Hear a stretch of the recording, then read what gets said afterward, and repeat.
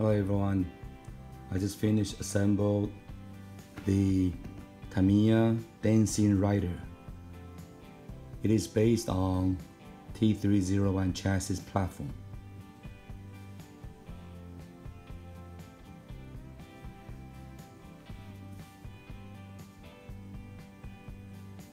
I took out the radio from Tiger Hilux.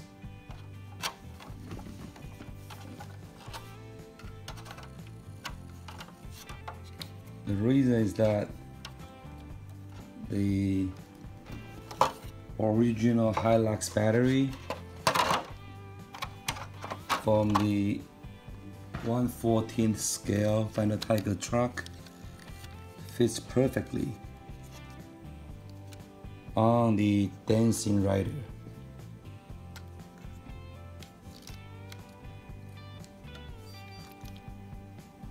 From Tiger, the ESC, radio, and now I'll show you the battery.